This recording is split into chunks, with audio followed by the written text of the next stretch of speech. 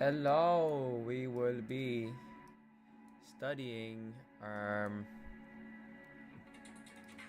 some stuff for Com 1100 and our post-lecture kind of test.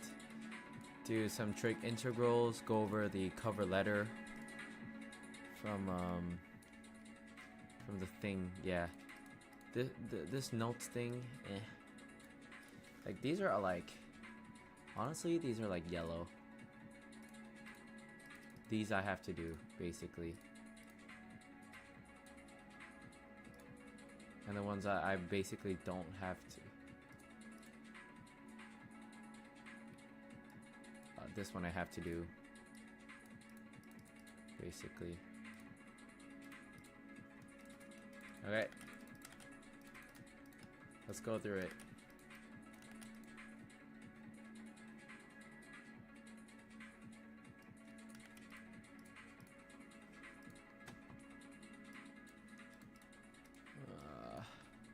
Last week we discussed how, okay, I'm gonna write notes on the left hand side so you guys won't be able to see it, but I think we'll just write our first set of notes over in the computer. Most econ content is not the hardest. Yes. So I think we will split a line through that.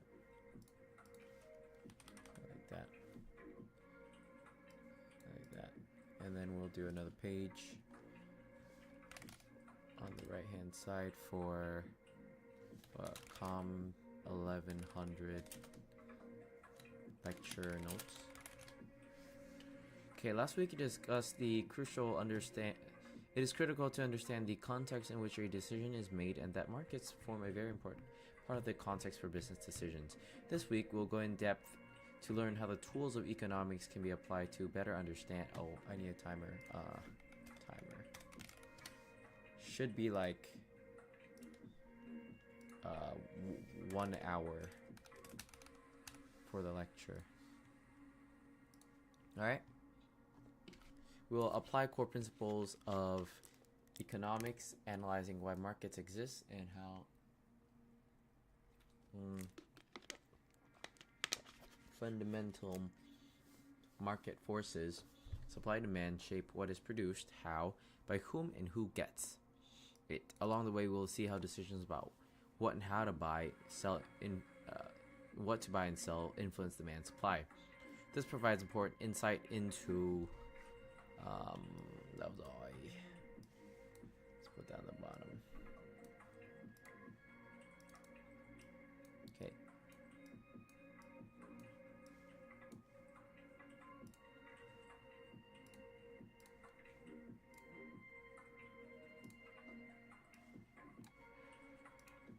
Okay.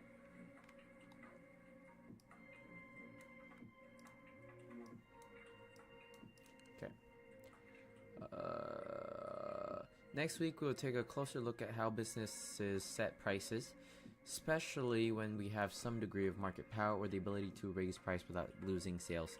Something about elasticity of demand, and we'll study how economists measure the effects of market activity on well-being of managed society.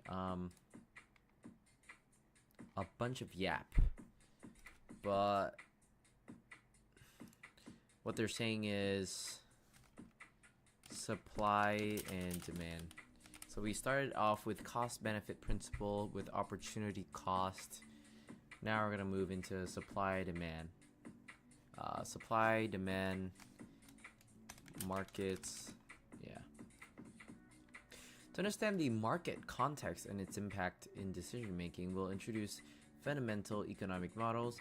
Many disciplines use models. You'll discover examples in Com 1110, which is evidence-based problem solving.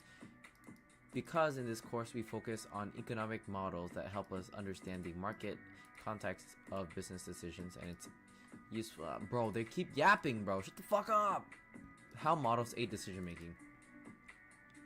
A model is a representation of reality. By design, a model does not represent all aspects of the context of a decision. Instead, models are helpful tools because they focus on the key elements of the context. While models are sometimes criticized for being based on unrealistic assumptions, models do not have to be particularly realistic to be useful. Okay, you might not want them to be particularly realistic, as the following examples show. From Central to Anzac Parade, let's take a look at the models that we use regularly. Both the globe on the left and the map on the right. Both are wrong, and both are wrong or unrealistic in that they misrepresent or leave out key features of the Earth that we know to be true. The globe represents the Earth, but the Earth is actually an irregular shaped ellipsoid with mountains. It also ignores many important... Okay, so what I'm seeing is model definition, right? We're going to start with what is a model, and then we're going to start with pros and cons. And we used to do a ton of these types of tables. Tables of pros and cons, basically. Stupid. Pros, cons. Okay. So...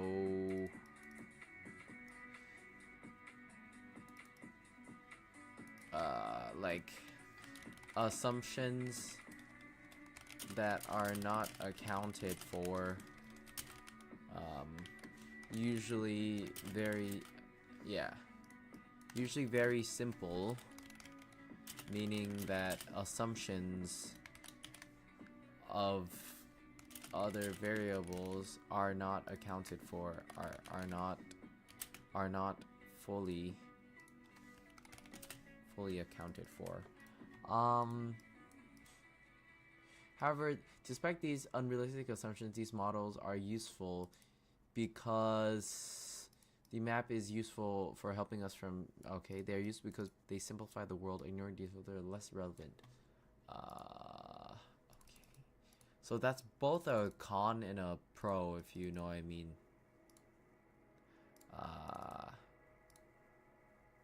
Okay. Well, ignoring most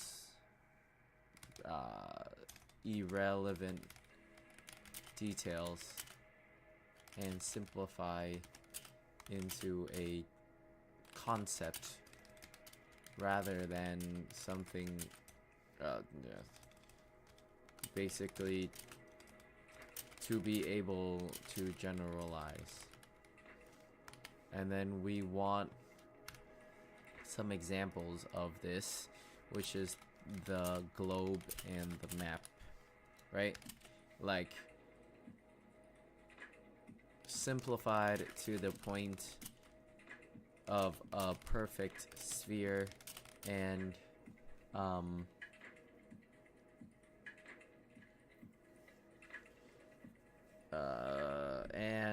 map is not fully correct with without the presence of towers, buildings,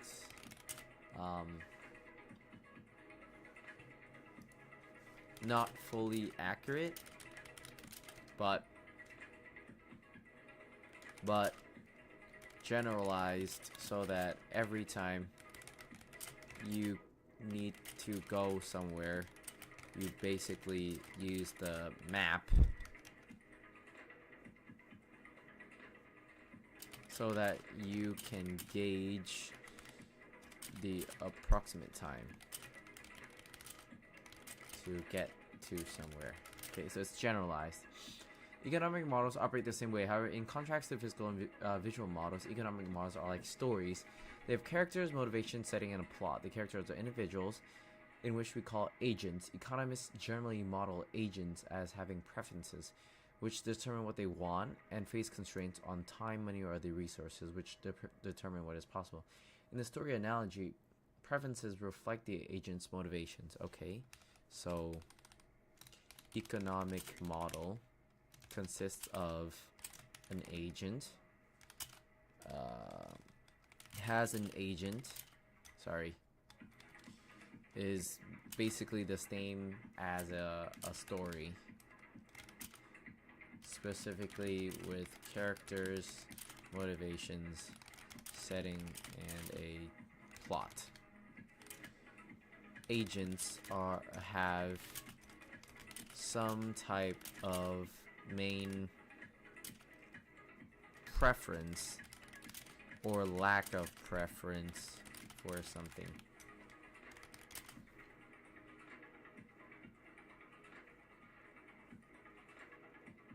Preferences reflect the agent's motivations. The setting is their environment, including resources at their disposal. Agents have resources to achieve their objectives.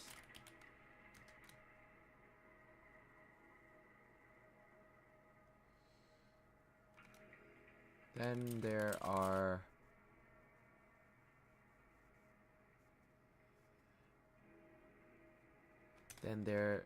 is the plot of the story, what the agent chooses, and their preferences and constraints. So it's about showing knowledge that you can probably be like, thank God it's optional because I don't want to read it. Economic models omit most of the detail and complexity of reality. Decision making is complex. People have considerations than simple agents. However, using this framework helps us to predict how people might act given a set of preferences and constraints. Where economic models differ from novels is that stories are told in the language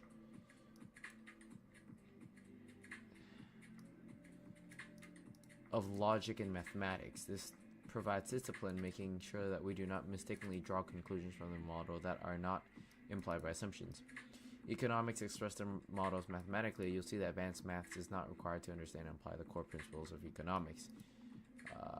Okay, as we saw in the example, many different models are useful in different contexts. When using models to help make important decisions, it's crucial that you evaluate the assumption of the model and appropriate they are for the context of the decision at hand. The following. Whatever. Clearly, using a model incorrectly can be dangerous. At the same time, we should not conclude that because models do not perfectly describe reality, then we should ignore them. If we ignore them, we also make bad decisions because we fail to incorporate important insights of the models. Mainly the relevant things will provide the insights on the preferences and constraints of the humans or the other agents at hand.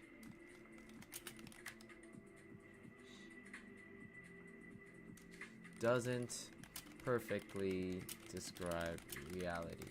Whatever. Some of the assumptions of the economic models that we introduce may seem restrictive, but they simplify the analysis and give us a set of tools that we can use to make clear predictions about how markets function. Understanding the assumptions helps us understand the extent to which the model applies to the context we are operating in. In some cases, understanding violations of assumptions provide additional information that's relevant for understanding the context. For example, if we know a map doesn't conclude elevation, what else do we consider when navigating mountainous terrain?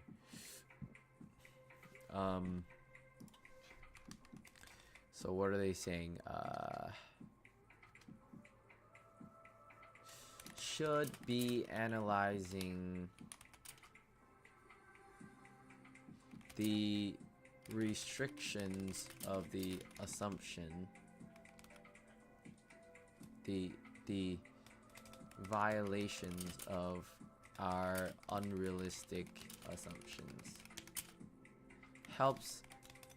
This helps portray that we know the context of the situation. It's a bunch of yap right now. At the end of this course, we want you to be able to understand and apply lessons of models to key business decisions and other areas of your life. Our goal is not for you to memorize the predictions of the models. Instead, it's for you to understand how to apply models and practice evaluating model assumptions to identify which models are appropriate for particular decisions. 5 days ago. Jeez.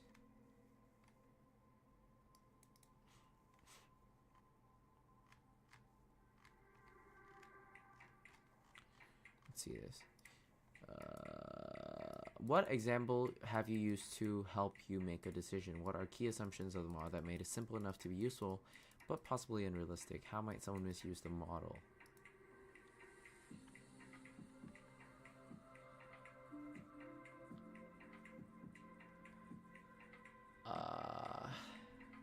Maybe a map? Sorry, that's the same shit.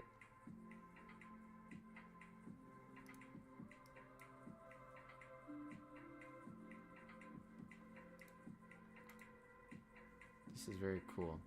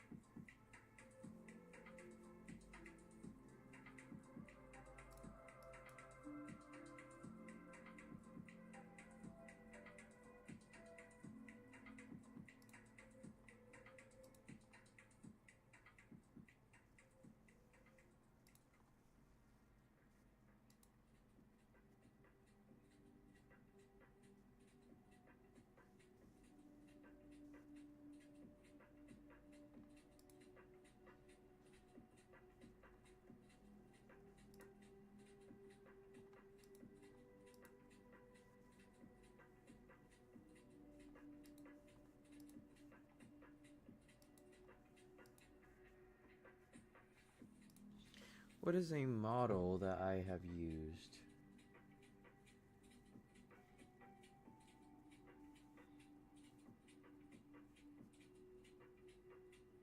A model. Something to describe something else pretty visually. Mathematically, could I use a model?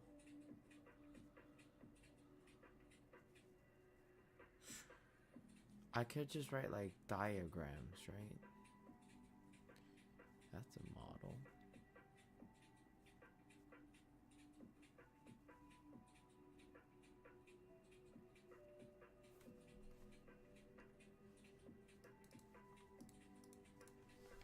Like, sorry.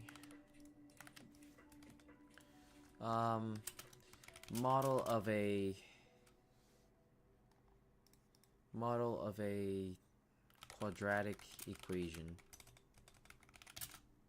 helps me visualize the coefficients of a being negative or positive. Assumes that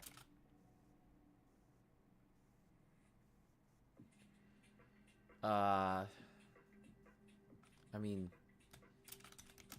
the creation of this model was used roughly to see whether or not it would hit a certain axis or a y-intercept. But realistically,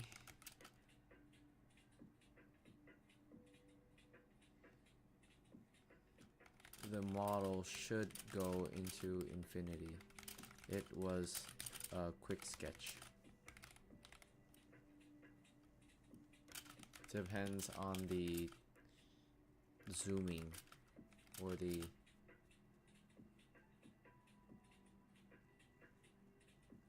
perspective of the person that's using it.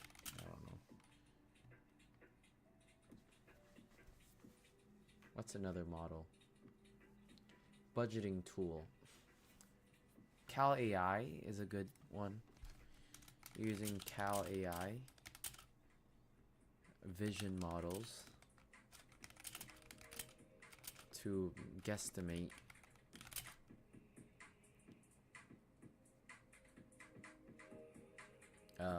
caloric intake via images. Gauges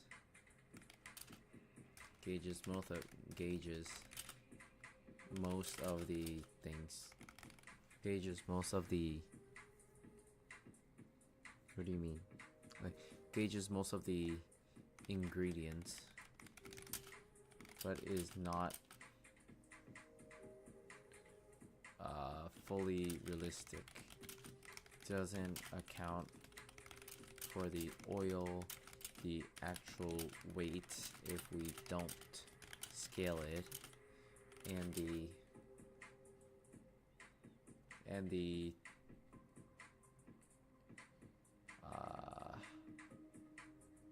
different types of cheese, the weight of sauces. Someone who thinks that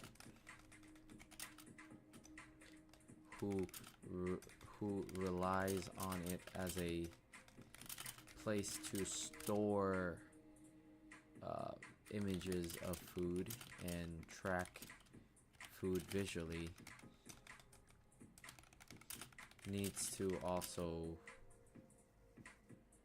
track the actual weight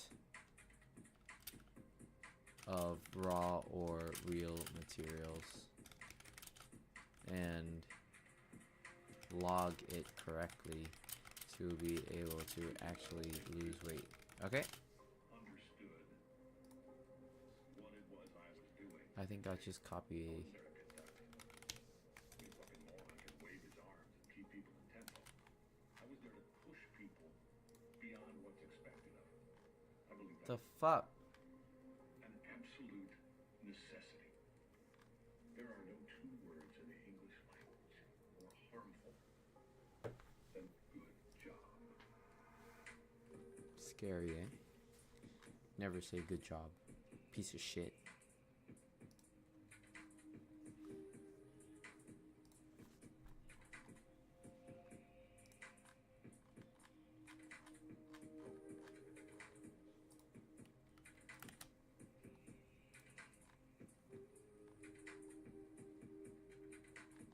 Okay. As we noted in week 1, markets exist almost everywhere you might look in human society. But why is this? To understand the market context in which most businesses' decisions are made is helpful to consider both businesses and consumers.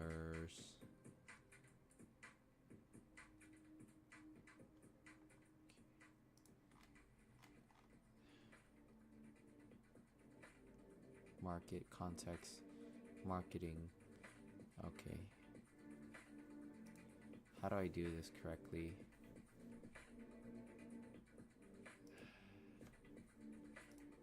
Page, like week 2.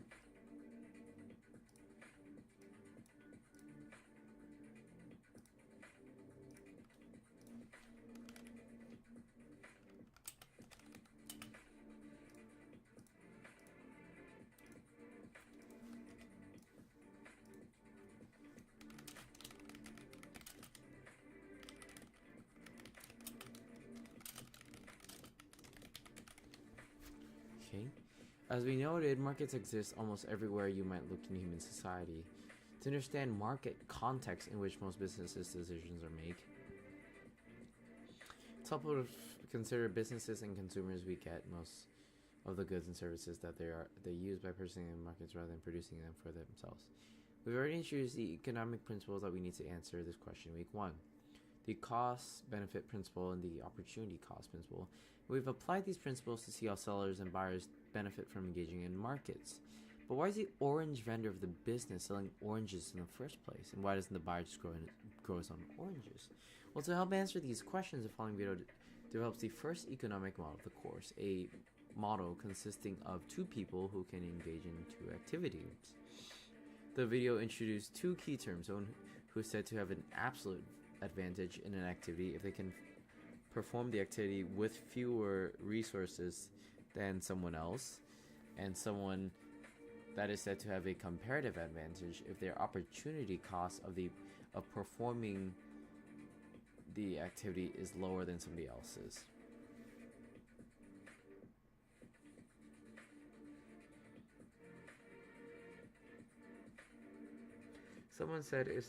Someone is said to have an absolute advantage if they perform the activity, if they can. Like absolute advantage is a subset.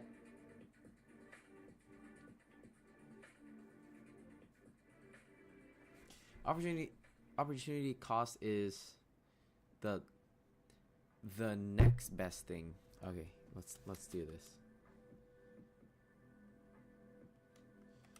Absolute advantage means someone will have an absolute advantage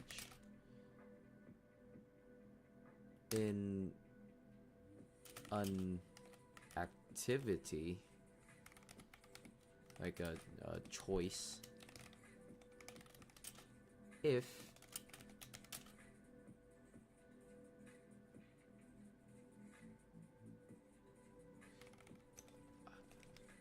when okay, I think it's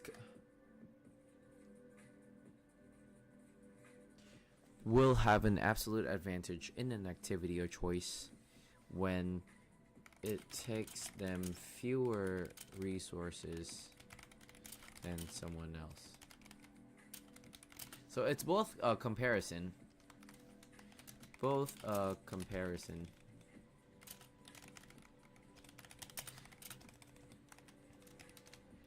But absolute advantage means that someone will have absolute advantage when it takes them fewer resources to do than someone else.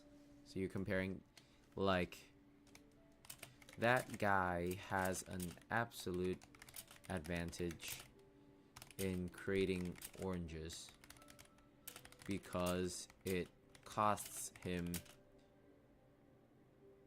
less money because he already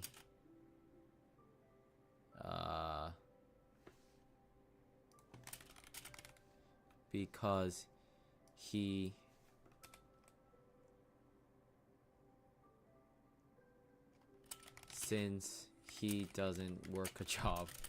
I don't know. Comparative advantage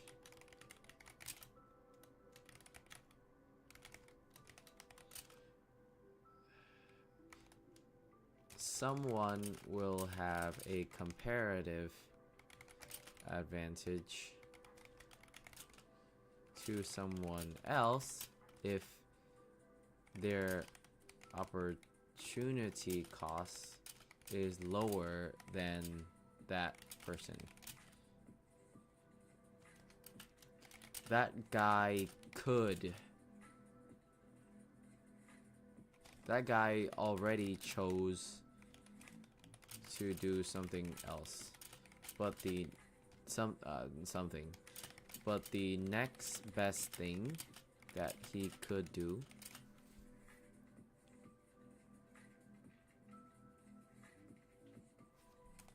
the opportunity cost is still lower than to be an investment banker, is still lower than his friend. I don't fucking know. Sorry. I'll watch this. Markets are everywhere. You interact with them as a consumer every day, and when you hold a job, you interact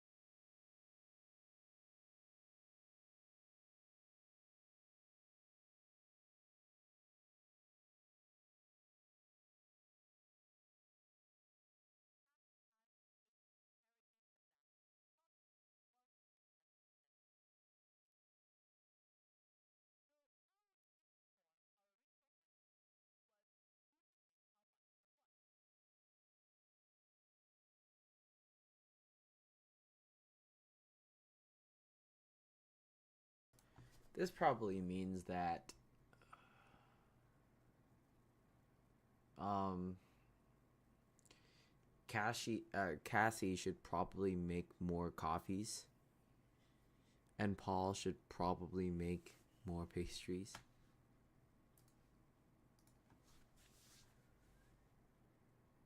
Well, suppose that Cassie and Paul try to do a little bit of both, splitting their 8-hour day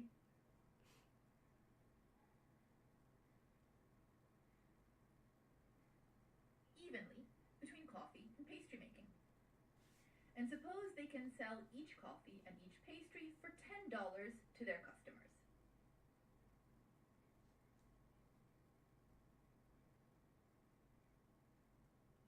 Yep.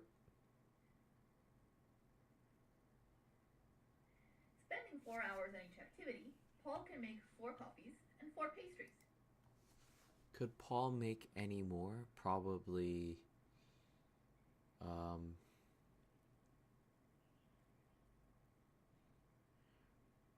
Probably not. Could Cassie make a lot more? I'm assuming that if she made just coffee, 4 times 8 is 32. She'd be making $320 instead.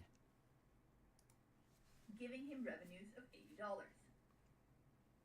And spending 4 hours on each activity, Cassie can make 8 pastries and 16 coffees, giving her revenues of $240. In total, splitting their time between both activities, Paul and Cassie will have made $320.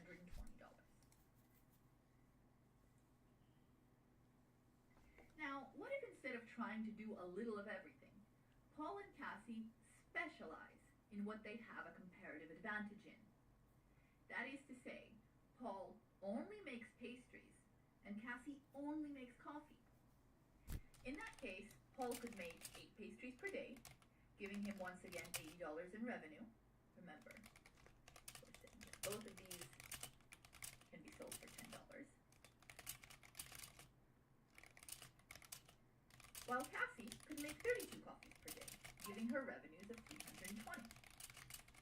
In total, Paul and Cassie will have made $400, which is greater than the $320 they were making before specializing. So we get to produce more when everyone specializes in what they have a comparative advantage in, rather than everyone doing what they are objectively best So at. instead of or being everyone Paul's trying to cafe improve in their Cassie's everything. cafe, it should be Paul's pastries in Cassie's coffee. Now, the notion of comparative advantage has many implications in day-to-day life. It may, for example, inform how you can best organize tasks and chores when doing group work for uni.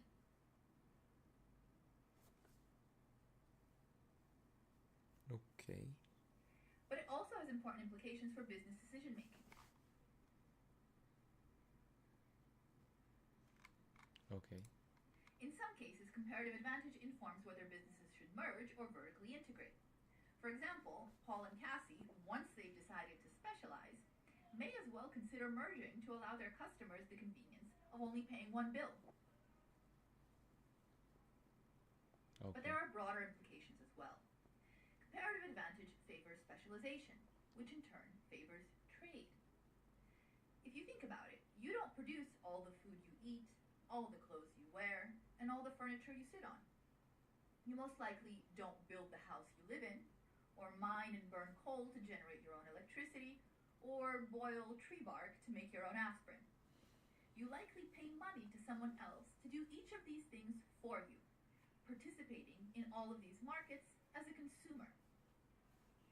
To make this money in the first place, you specialize, becoming a skilled worker who sells his services to an employer, or becoming an entrepreneur who sells specific goods and services to others. In that specific market, you're a supplier. So comparative advantage goes a long way towards explaining why markets exist in the first place. Comparative advantage explains why people the benefits. Okay.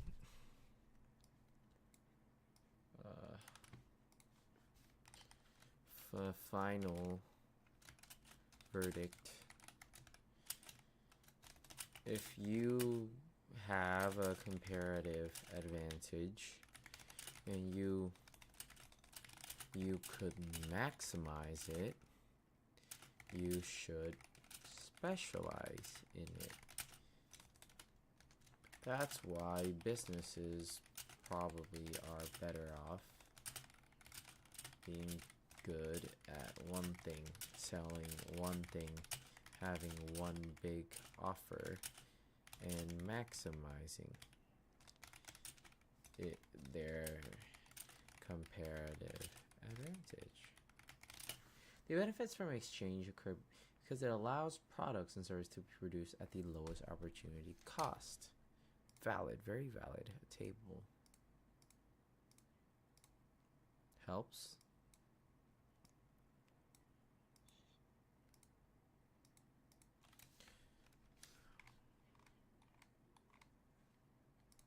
Whoa. Simon Dominic. Simon Dominico.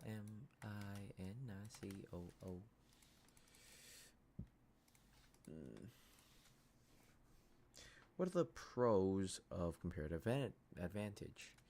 You could, if everyone participated in the markets and specialized into the thing that they had the largest comparative advantage of, the benefit is that everyone would benefit from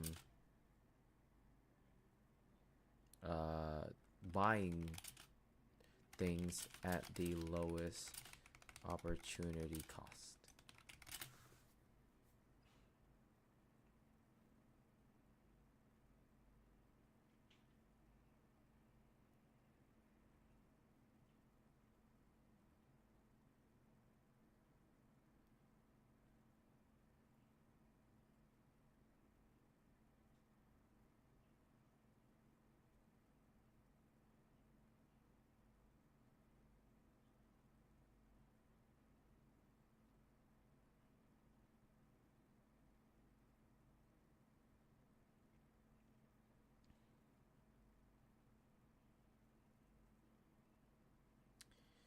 Something like Alex Ramosi is good at getting eyeballs. So he wouldn't be CEO, he'd be founder. Because Ishan has a comparative advantage. Sharon, has a comparative advantage in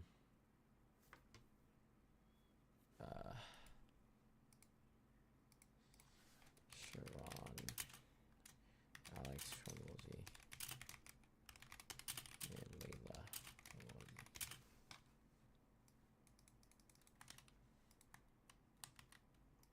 Is there anything bad? I'm assuming something like higher skill is better.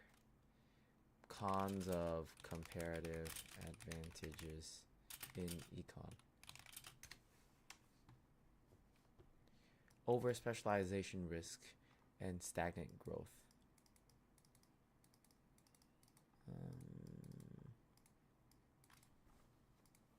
Yeah.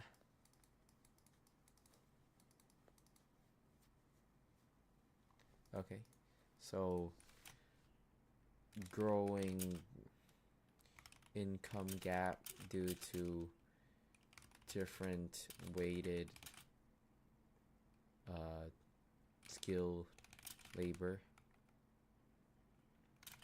Money would probably flock to the more high skilled labor, which is why there are higher paying and lower paying jobs.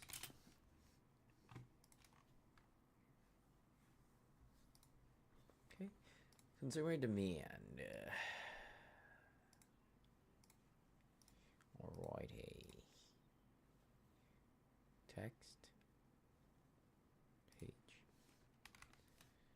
consumer demand. Now that we have considered the question of why people and businesses engage in markets to better understand how function, that's how they determine how much something is produced and sold, who purchases it, and what price, we will introduce our second economic model. We'll build a model of supply and demand in competitive markets. This simple supply and demand model is the cornerstone of economic analysis of markets. Like all models, it omits many important considerations. Supply and demand model. So what we have a comparative advantage model. Comparative advantage model.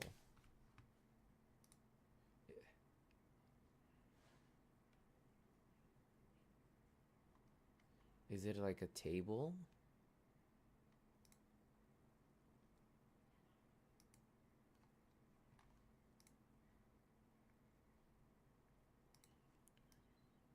Okay.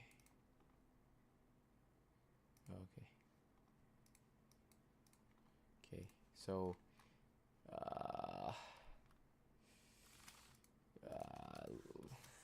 looks like a matrix or a normal table. You can read it now. Annotate and find the opportunity cost of both of each choice.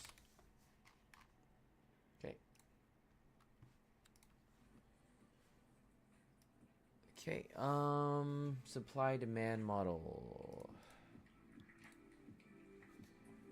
This is a simple supply and demand model. Markets are made of buyers and sellers. Buyers purchase products and services in markets, and other sellers offer to supply them for a price. To understand demand, we need to consider how consumers decide what and how much of something to buy. The video shows how the core principles of economics apply to the decisions of an individual consumer and give us a deeper understanding of the demand for a business's products or service. We have used the cost-benefit principle and the opportunity cost principle to analyze either or decisions, like yes or no. But buyers are also faced with the quantitative decisions. To analyze these decisions, we'll apply a third economic principle, the marginal principle. So something that lies in between. So it's not yes and no. The marginal principle says that decisions about quantities can be made incrementally. You can break down decisions about how many of something into a series of smaller marginal decisions. By doing this, decisions about quantities become a series of either or decisions, which we already know how to handle. It's like taking the limit. Okay, supply and demand model made up of buyers and sellers. Usually, cost benefit means you would choose to do something or another based choose to do something from a list of options and choose the one choice that clearly has the highest benefit to cost. That's what you call it. However, the supply and demand model will add quantification, which is basically how much a buyer should buy, or at what price, and how much of it. We are looking at the marginal principle.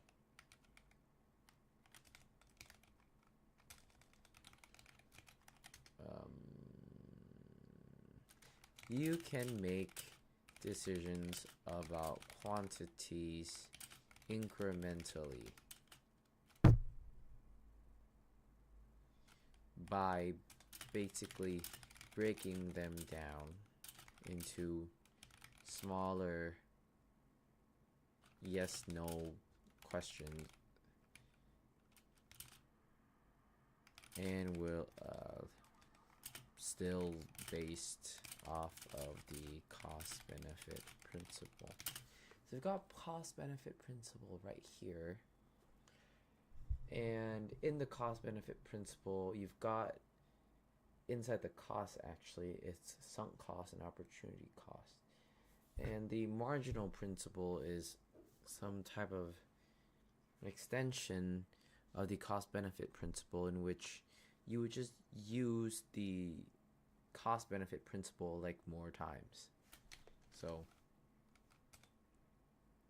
basically, to make choices about quantity, make the cost benefit principle choice or yes no choices enough times.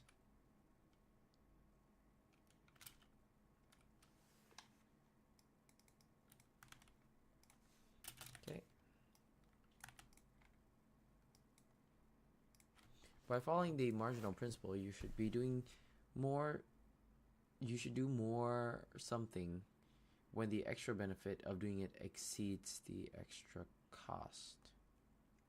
So you should study 1 more hour if the additional knowledge you will gain is worth more to you than the next best thing you do over the hour of time. We call this the marginal benefit and the cost marginal cost. If you keep applying the marginal principle, it implies the following decision rule. If something is worth doing, keep doing it until your marginal benefit equals your marginal cost.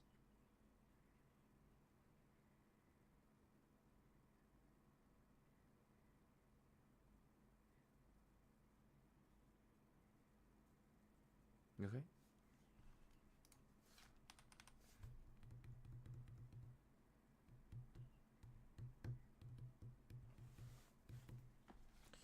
Using the marginal principle over and over, if something is worth doing, continue to do it until the marginal benefit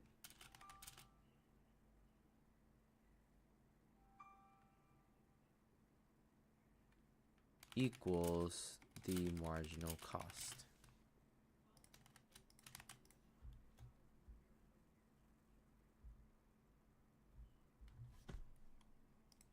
Okay. Before we dive into the fundamentals of consumer demand, it is important to be clear about the assumptions that underlie this classic economic model. Okay. Key assumptions about supply and demand model, and that is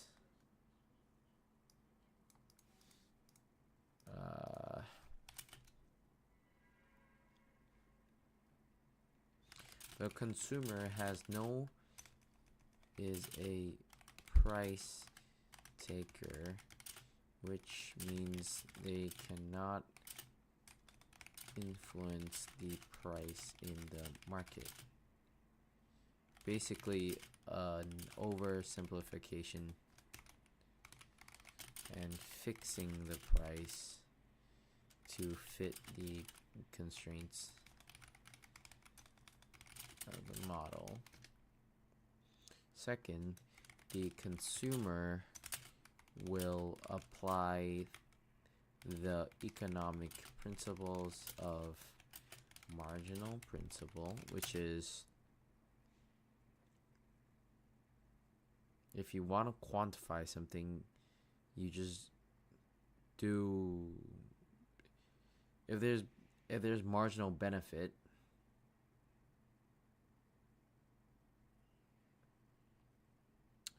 marginal principle means you can make decisions incrementally based off of the cost benefit principle.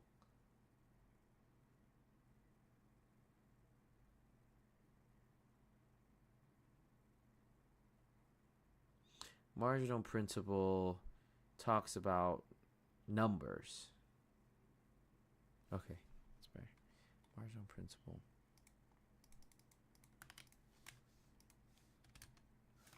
Marginal principle is related to the quantity of your yes/no decisions.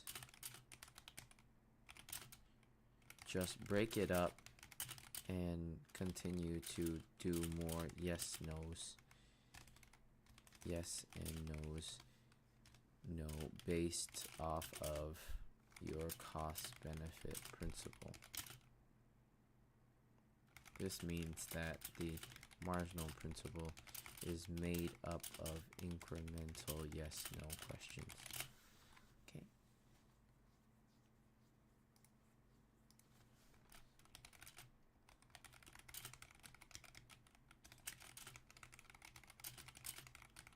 So it has been 1 hour.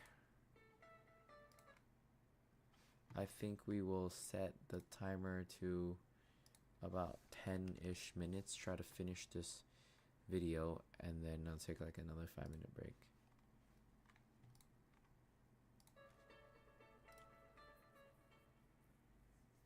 Consumer demand for a good or service. If the price drops, then I can buy more.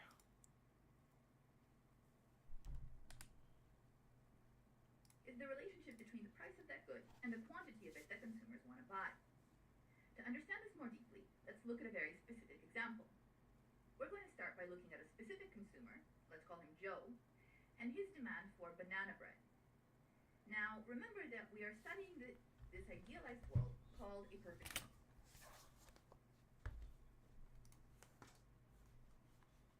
competitive market. This means that Joe is a price taker. He cannot influence or change the market price of banana bread, but if he's willing to pay that price, whatever it is, he can buy as many slices as he wants. So then how many slices of banana bread would Joe buy in a week? Well, unless Joe hates banana bread, the answer is going to be it depends. It depends on how much each slice costs, his income, that is, how much money Joe has to spend per week in the first place, how much the other goods that he consumes cost him, and his preferences, of course. Joe is his own. Okay. So consumer demand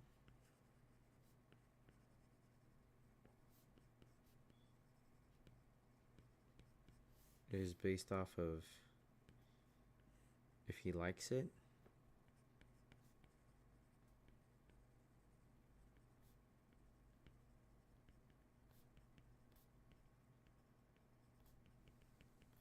If how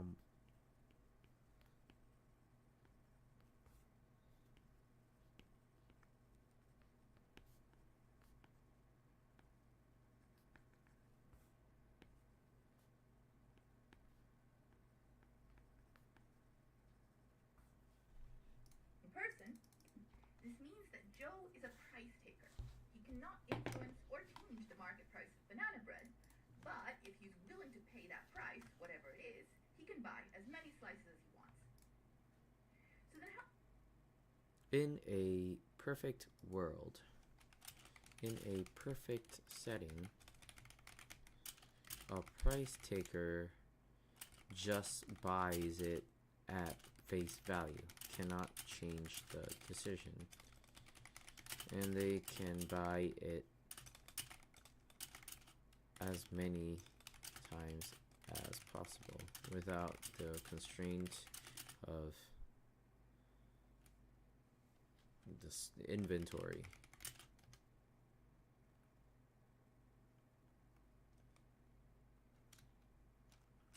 What does influence the price taker's demand, or the consumer demand, is their salary,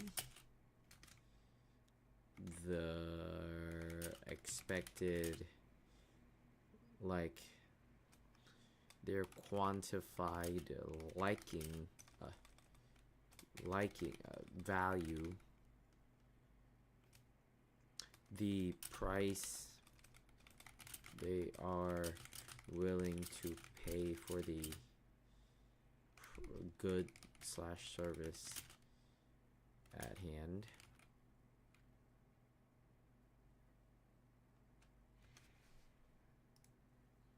How many slices of banana bread would Joe buy in a week? Well, unless Joe hates banana bread, the answer is going to be it depends. It depends on how much each slice costs, his income, that is, how much money Joe has to spend per week in the first place,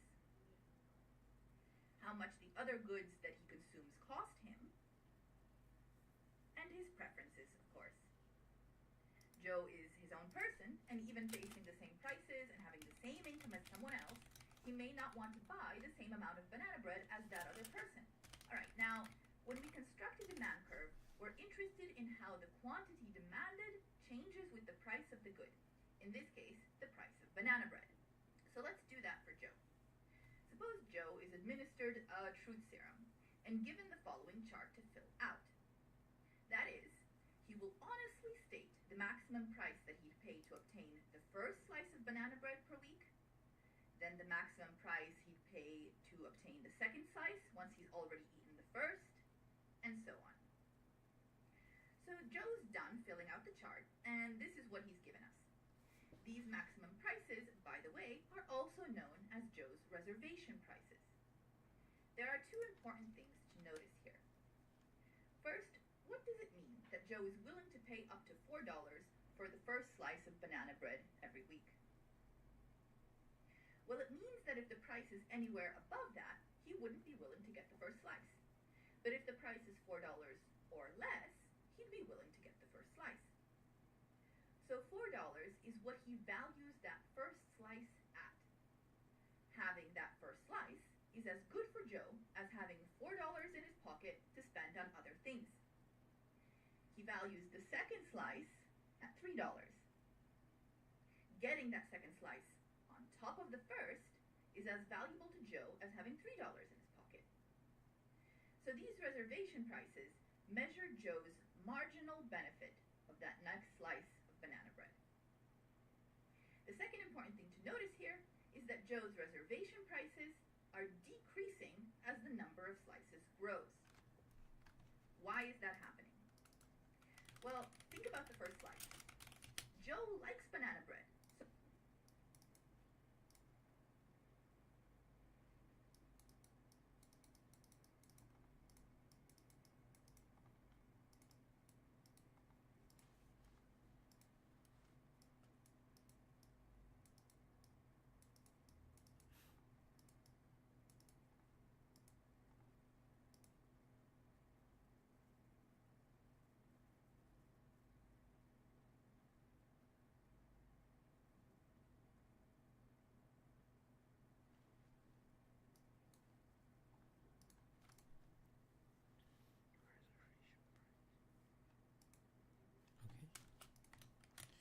So we're looking at something like this.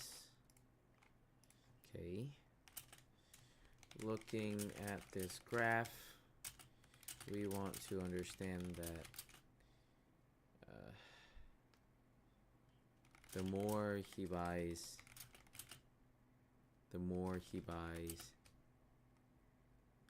looking at the table, this is specifically in the setting that Joe wants this many slices and is willing to pay these many willing to pay a certain value for banana bread. The reservation price is the maximum is in the perspective of both,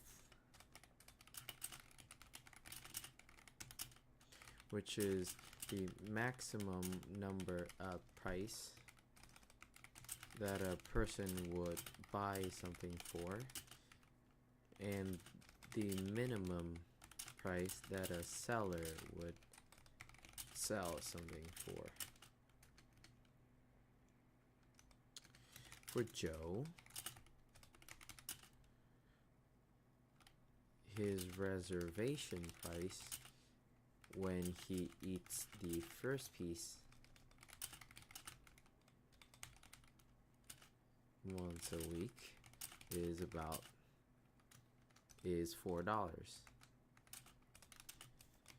He values a maximum of $4 for that banana bread. If it was priced at that is his reservation price for the first slice.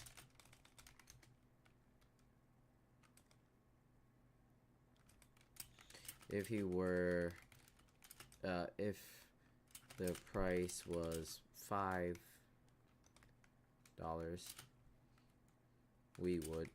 he wouldn't buy it. Same as us. We know that we would only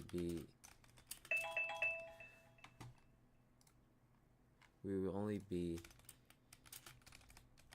willing to pay maximum of $3.50 per can of Monster. Full stop.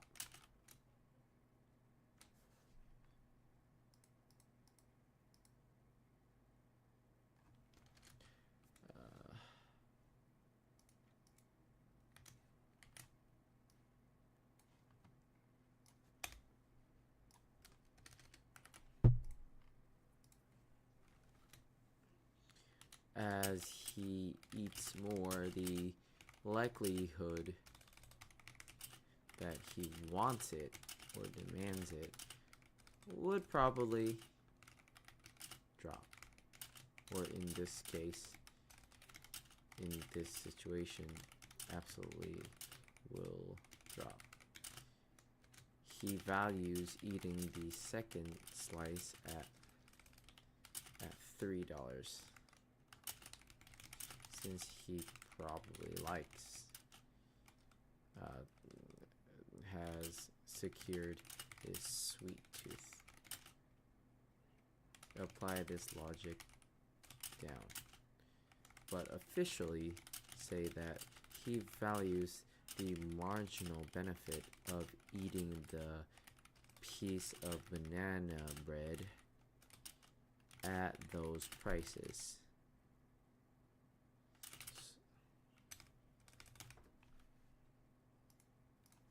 So if he values it at $3 and he could get it for $2,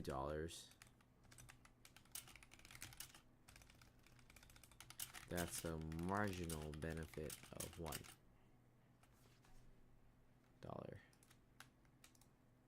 Marginal benefit of that next slice of banana. By already getting one slice a week, getting that second slice just isn't as important. He's not willing to pay quite as much for the privilege. And so on. Now, if Joe's already eating 3 slices per week, the fourth is worth barely anything to him. He'd only pay $1 maximum for getting it. Now, a quick aside. Remember how we said that having the first slice is as good for Joe as having $4 in his pocket? This means $4 is his marginal benefit of the first slice and his reservation price of the first slice. But why are we measuring Joe's marginal benefit in dollars anyway? Why would he want to have $4 in his pocket? The answer is the $4 is only as good as the next best thing it can buy for Joe. When Joe chooses to give up to $4 for the first slice, he's weighing up the pleasure of eating the first slice of banana bread against the next best good or combination of goods and services that his $4 could buy. This is known as opportunity cost.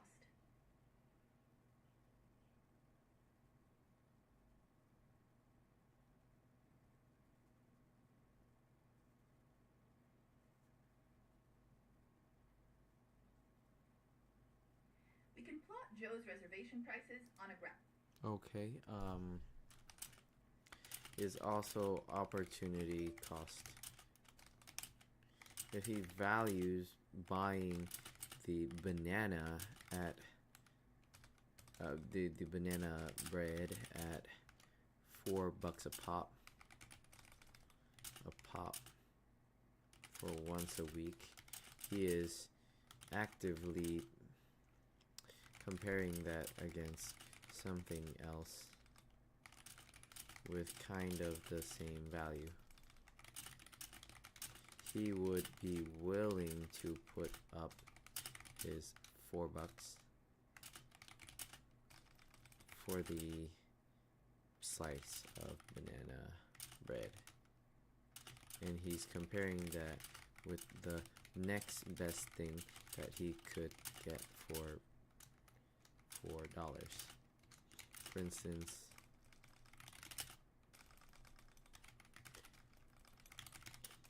instance, today,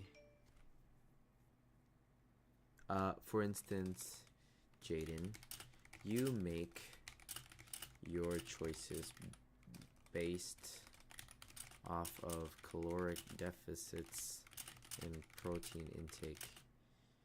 You chose to buy the $4.95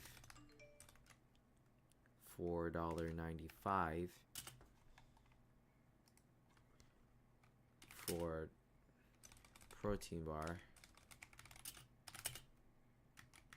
against the $4.50 protein bar, since it had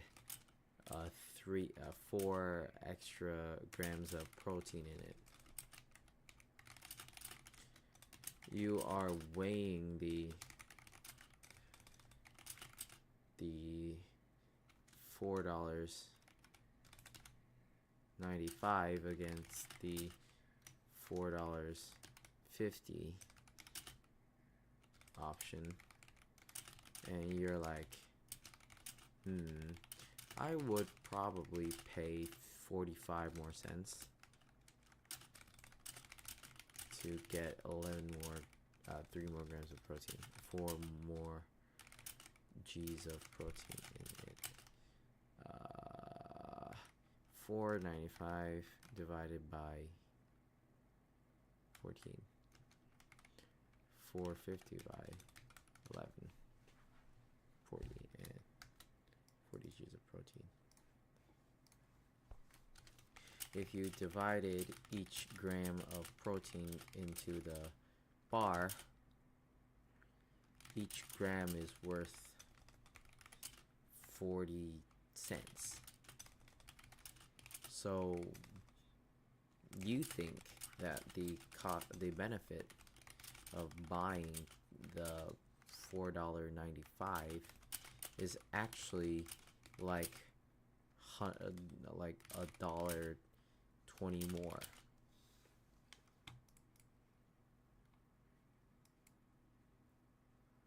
Thank God. Okay. He'd pay $4 for the first slice. This is chill. $3 for the second. Wow. Come on.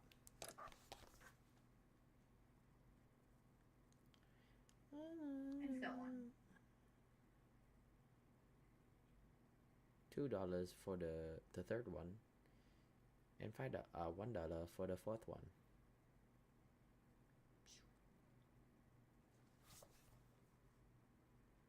Now let's place Joe in the context of a perfectly competitive market. If he's a price taker, then that means that he just sees the price and takes it as given. All he can do is decide how many slices he wants at that price, whatever it happens to be. suppose the price is $2.50. Okay. How many slices will Joe buy? Well, what's the opportunity cost? He has to give up $2.50 worth of other stuff he could buy instead in order to get the first slice. If the price was $2.50 right here, what do you mean? So $2.50 is his marginal cost of the first slice.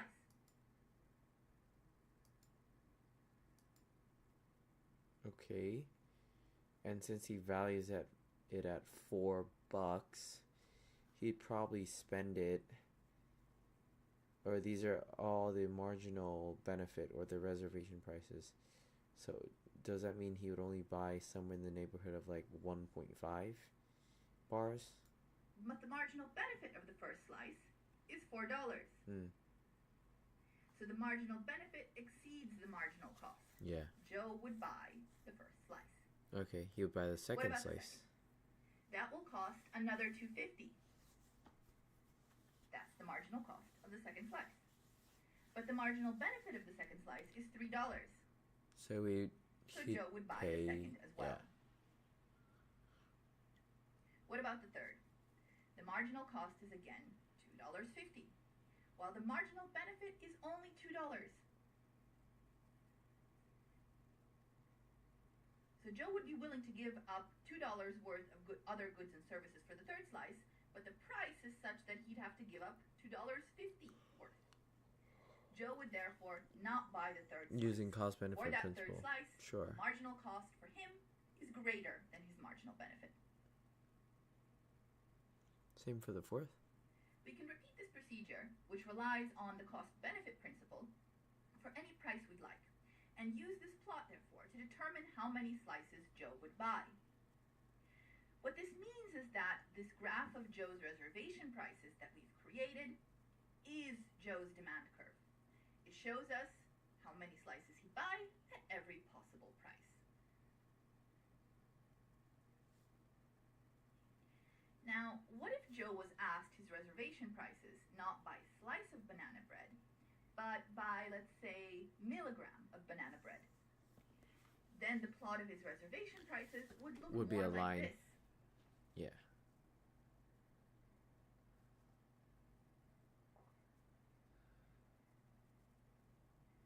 Valid. Let's Okay. Let's get this one out. Okay. Understanding everything.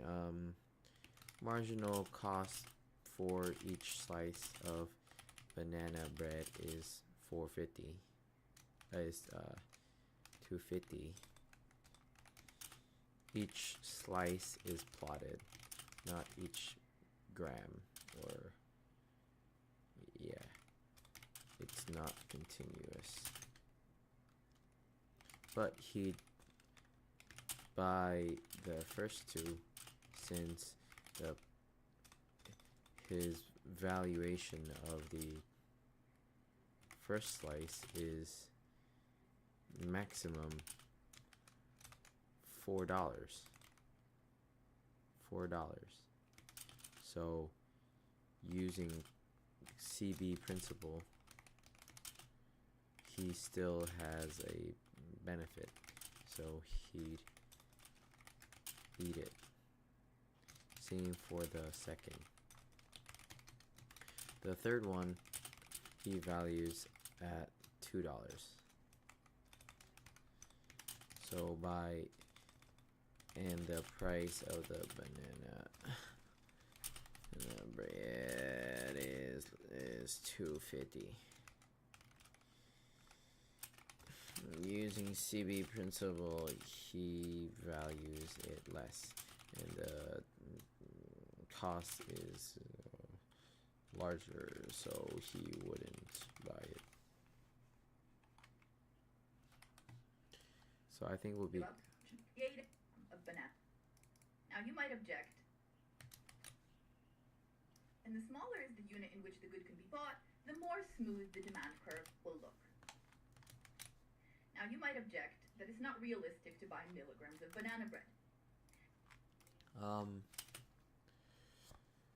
As we change our units from slices to grams to kilograms to grams, we can basically make more incremental decisions. Would he buy it at 232 grams? If the 232 grams probably was higher than that red line, then yes. But the key point here is that we are working up to depicting total demand in a perfectly competitive market, in which there are many, many, many Joes. And in that context, the smallest increment in which the good can be bought will be very minuscule compared to the size of the overall market.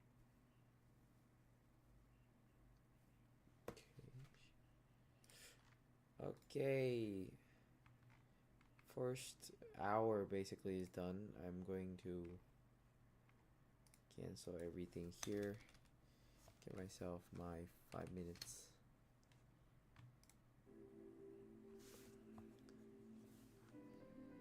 And look at the sky.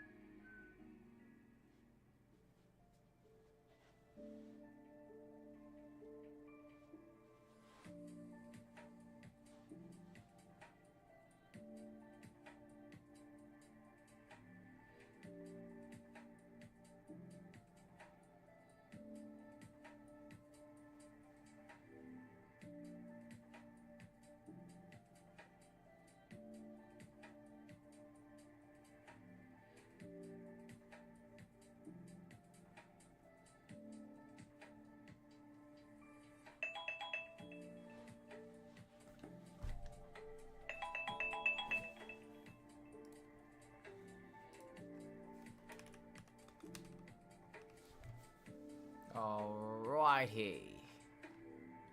We shall continue to market demand. Duplicate. What do we have?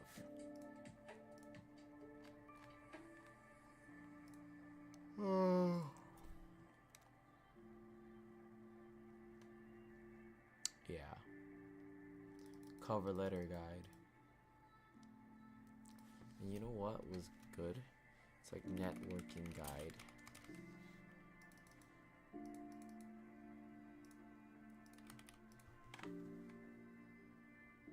Let's go.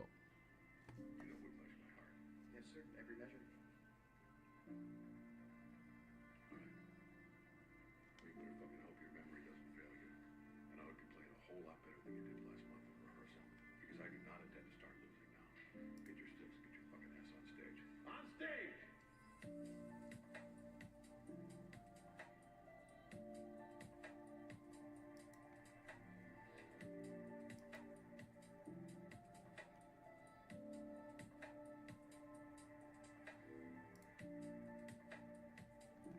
Come on. The next video shows how market demand is just the sum of individual demand. It introduces the main tools economists use to analyze market demand. A key insight is that a consumer's purchasing decision depends not just on the price of a good, but on many other factors, including choices that others make.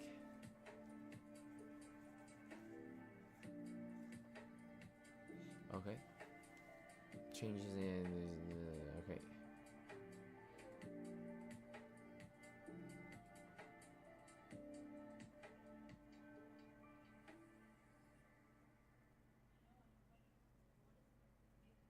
Measure how responsive the quantity demanded is to a change in the price of a good. Okay.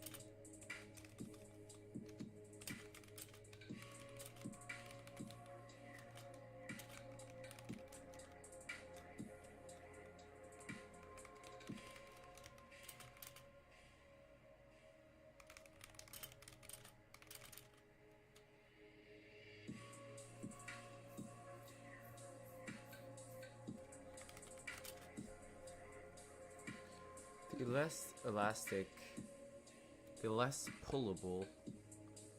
Pulling means it is harder to change the price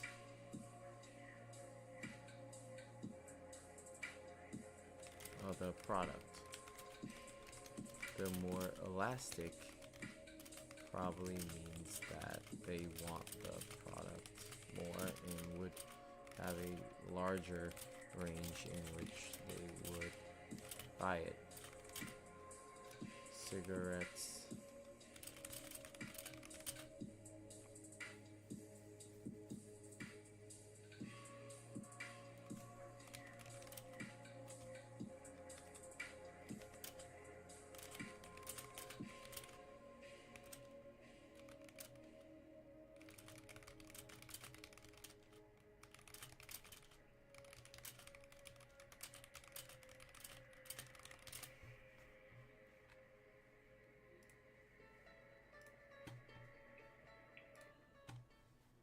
go from individual to market demand. And how does demand respond to changes in price, but also to changes in other variables like consumer incomes, prices in other markets, and also shifts in tastes and preferences? Market demand is just the sum of individual demands. That means that to get market demand, we add up the quantity each consumer demands for every price. To see this, let's look at a simple example. You mean the average or the On sum? the left, we have Joe's demand for banana bread. On the right, we have Sarah's. At a price of $2 per slice, Joe would buy 3 slices per week, while Sarah, at the same price, $2 per slice, would only buy 1 slice. So what is market demand in this small market of only 2 buyers? Well, if the price is $2, market demand is what Joe would buy at that price, which is 3 slices, plus what Sarah would buy at that price, which is 1 slice. So it's 3 plus 1, which is 4. So market demand at a price of $2 is therefore 4 slices. Okay, so it is the sum.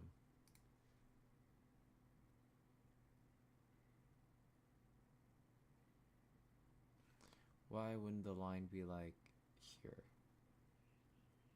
But it would be like that.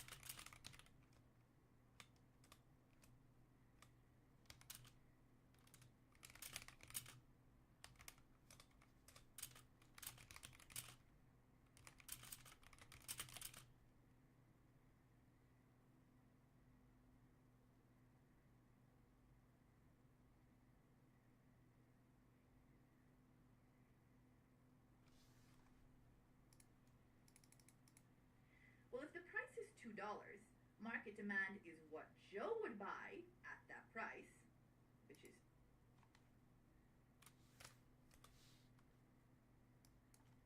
It's not for $2, okay? At $2 per slice or per quantity.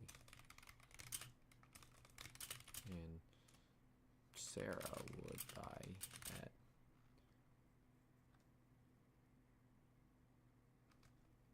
would buy 1 slice at, okay, that makes sense.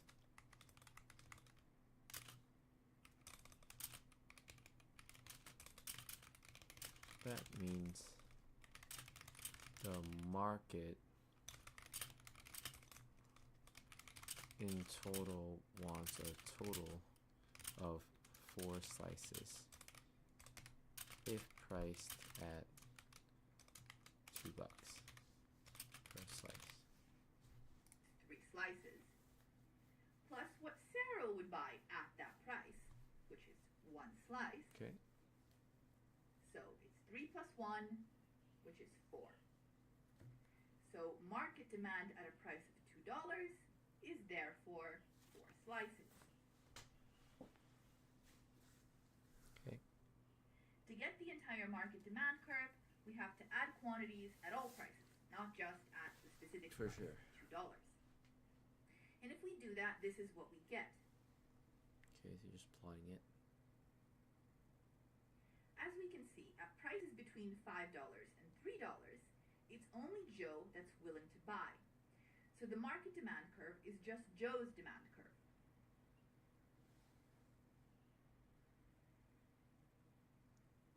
Okay. As the price falls below $3, even Sarah, who may be less of a banana bread lover, at least judging from her smaller reservation prices, even Sarah starts buying slices, and the market demand becomes the sum of their 2 demands.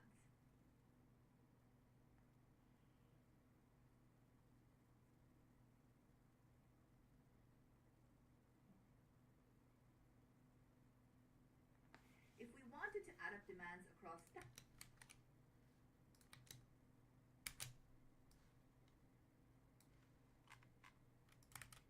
If we wanted to add up demands across thousands of consumers, the same principle would apply. We add quantities demanded for every price.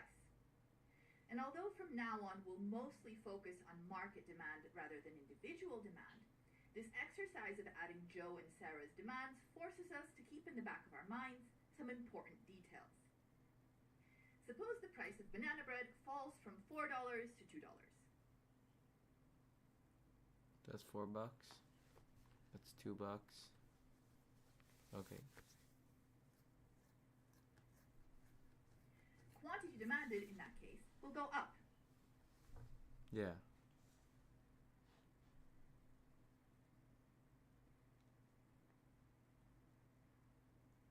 You're just plotting like another graph.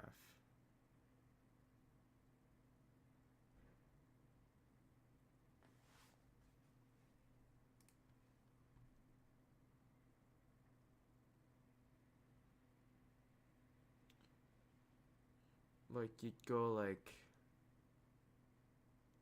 up. How would you plot the opposite of that? How would you plot? This is because the demand curve is downward sloping. The cheaper the good is, the more of it people want to buy. And this is an observation that is so rarely violated that it is actually known as the law of demand. The law.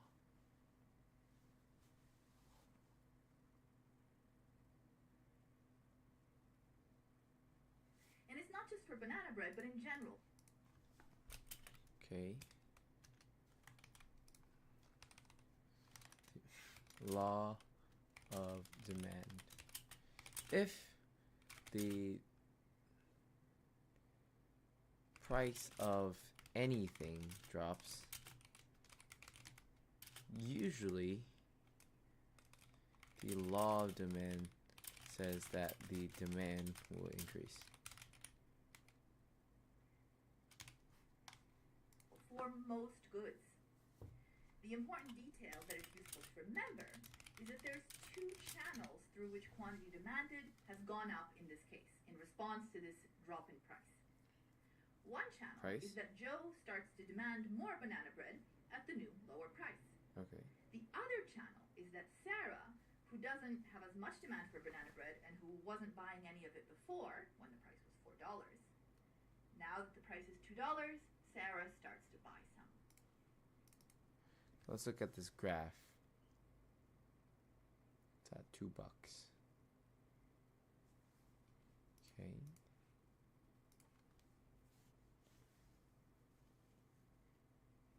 We've just seen what happens when the price of a good changes. That causes a movement along the demand curve.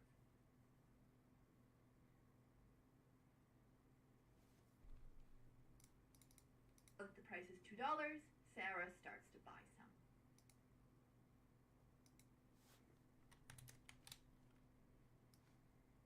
We've just seen what happens when the price of a good changes.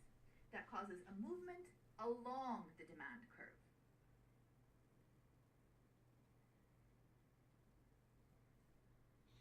Okay. An increase in price will cause quantity demanded to fall. What? And a decrease in price will cause quantity demanded to rise. Okay. But the natural next question is, by how much? If the price goes up, by how much does quantity demanded fall? Now, this question, it turns out, poses its own set of problems. Quantities are measured in units that depend on the good or service in question. For example, banana bread is sold in slices. Petrol is sold in liters. And babysitting services are sold in hours. So how can we compare the responsiveness of quantity demanded to change in price across markets? For this, economists use a measure called the price elasticity. The price elasticity is the percentage change in quantity divided by the percentage change in price. Because it is defined as a ratio of percentages, the delta Q over Q is equal to P over delta Q, and you can just multiply them in. You get P delta Q is equal to Q delta P. Okay. elasticity doesn't depend on the units the price or quantity are measured in. This means that we can compare elasticities across markets. Now, elasticity of demand will be negative if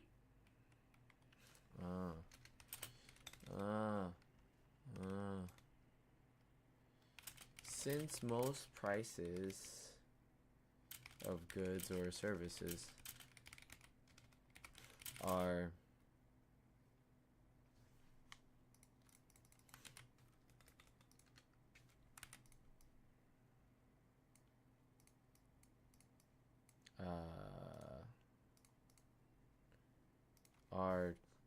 in different units of quantity. Gas is in liters sold. Banana bread is in slices sold. Babysitting hours is in hours sold. We use the elasticity equation epsilon to find the change in the quantity over the change in the price to give ourselves some type of unit. Alright. Delta Q over delta P. Sorry. Delta Q over Q.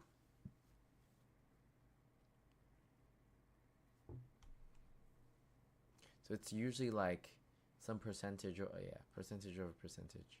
If the demand curve is downward sloping, that is, if the demand curve satisfies the law of demand. Why is that? Because when this term is positive, that is to say, the price goes up. If that term is positive, that's when price goes up. Yeah. So what they mean is the delta P over P, if that's a positive number, that means the change in the price has increased. And that means the elasticity would be increasing. But then if the price is decreasing, that means that the law of demand means it's gonna increase. I mean, okay, let's keep watching. This term is negative. And that makes the entire expression negative. So since that negative sign is always there, since elasticity is always negative as long as the law... I'm assuming they're just going to put some absolute values on it. Demand is satisfied.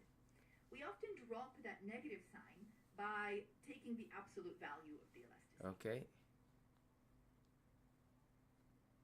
So what does it mean when the elasticity in absolute value is relatively large? So what that would mean?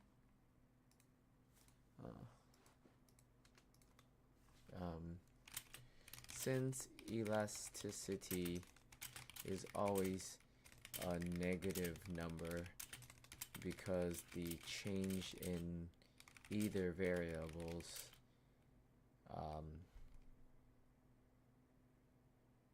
in the positive direction would impact the other variable and make it negative, people often use the absolute value. Okay. Is that an increase in price triggers a relatively large drop in quantity demanded. Okay. So the closer it is to to 1, the better. Price 2, price 1. Okay, Q1, Q2. Okay. This would be the case. That means if the price is closer to 1, the demand would be higher. So yeah, this probably means that the smaller or closer the number is to 1, which is basically no change in absolute value. The closer the number means the less the price, the demand drops in response to price change. For goods that aren't necessities and have many close substitutes. For example, pink lady apples. Apples. I like If apples. someone likes pink lady apples very, very much, if they got too expensive, they could relatively easily switch to another variety of apples. For sure. Cigarettes. Graphically, when the demand is elastic, we expect the demand curve to be relatively flat.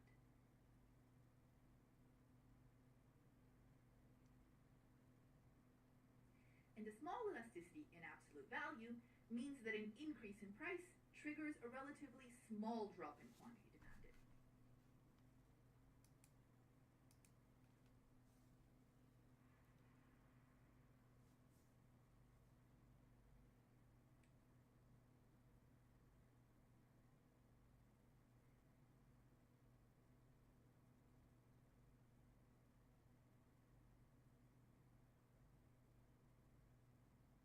This would be the case for goods that are strict necessities or don't have close substitutes. Okay, I think I see it. I think I'm gonna annotate this. So if we have epsilon is delta Q over Q over delta P over P, we get delta Q over Q times P over delta P is equal to, then for, this is elasticity graphs,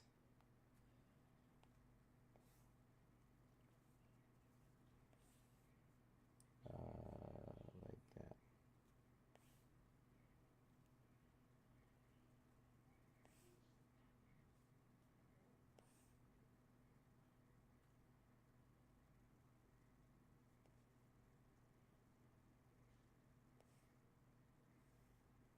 Okay.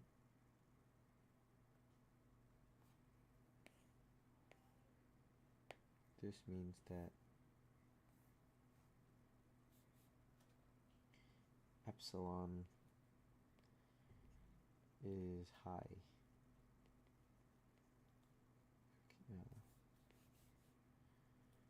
This is price, right? This is price. This is demand in quantity.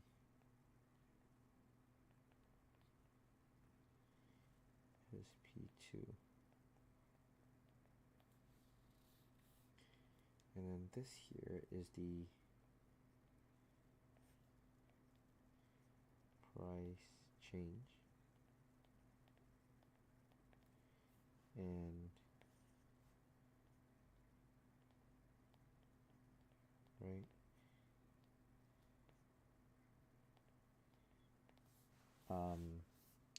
then delta P is equal to P2 minus P1 over P1,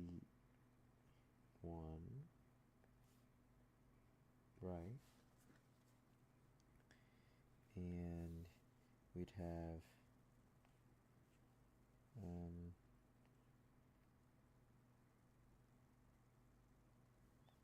Q1 and Q2. Oh, this is chill, bro. This is the quantity drop.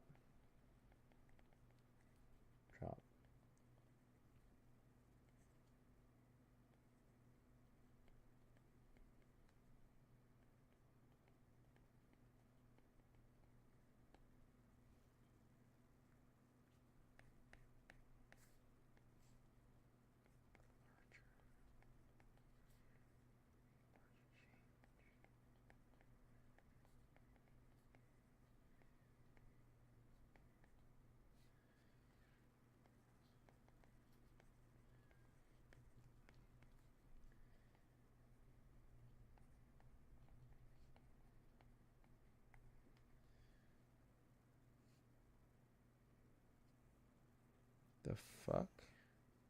I'm gonna need like a blank white page. Yes. Oh, easy, bro. Easy, bro. Epsilon is high. Curve is demand curve is flat.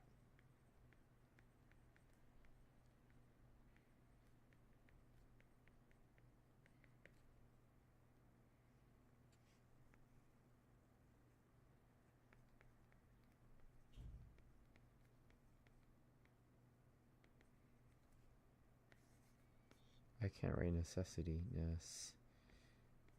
Necessity. Like apples.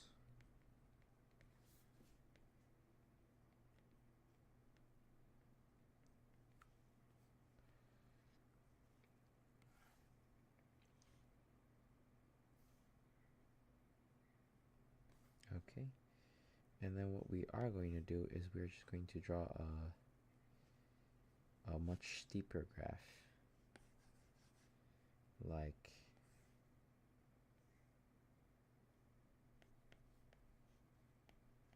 that.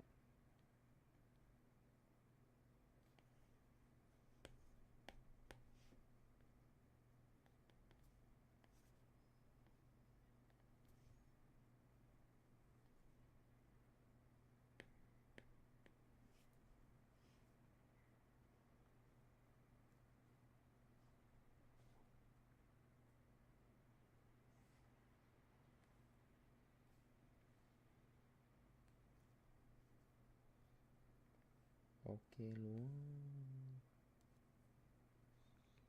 okay.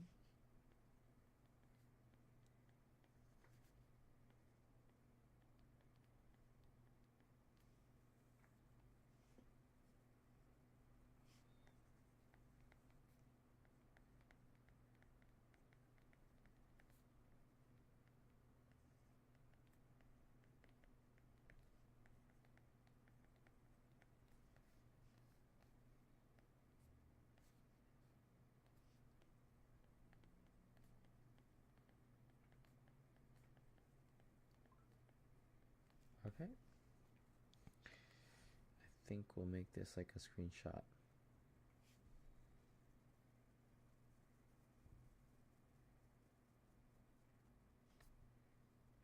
We'll send it straight into Notion.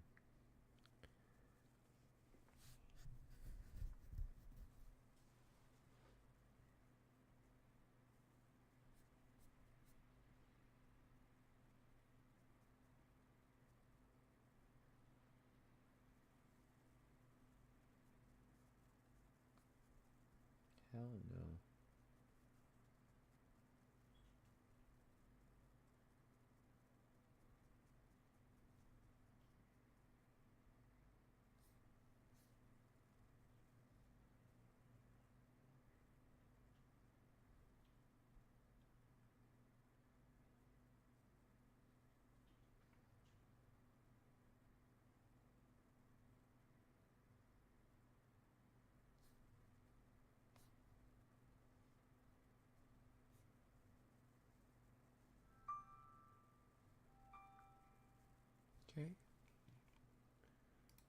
Really nice.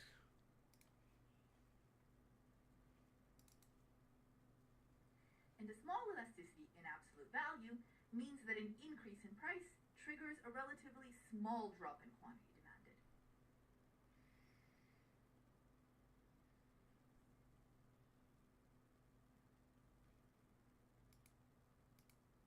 For diabetics, this is life-saving medicine that they cannot do without. So a change in the price will have little effect on quantity demanded. And again, graphically, when the demand is inelastic, the demand curve is going to be relatively steep.